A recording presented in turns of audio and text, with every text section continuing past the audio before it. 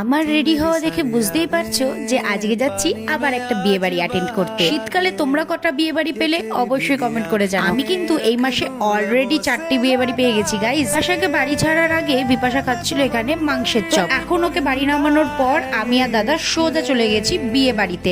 সামনের ডেকোরেশনটা দেখো কি সুন্দর করেছে। বিয়ে বাড়িতে গিয়ে আমাদের সাথে হয়ে গেল স্ক্যাম। বাবা মা যেহেতু আগেই পৌঁছে গেছে, তাই একই লজে দুটো বিয়ে হচ্ছিল। আমরা ভুল করে যথারীতি অন্য বিয়ে বাড়িতে ঢুকে গেছিলাম। তারপরে মা বুঝতে পেরে সেখান থেকে আমাদের ডেকে আবার আমরা উপরের ফ্লোরে আসি। তো এখন চলে এসেছি আমাদের রিয়েল বিয়ে বাড়ি অ্যাটেন্ড করতে। চলো এখন কি কি খাওয়ার স্টল বসেছে সেগুলো তোমাদেরকে দেখাই, আর আমি কি কি খাচ্ছি সেগুলো তোমাদেরকে শেয়ার করবো। দেখো গাইস, এখানে না আমার হুক্কার 12 বসিয়েছিল, আর সামনে পুরো খাওয়ার অ্যারেঞ্জমেন্ট। পেছনে যেটা হচ্ছে সেটা একদম করা উচিত না। এখানে কিন্তু দারুণ ডেকোরেট করেছিল, চাইলে ছবি তুলতে পারবো।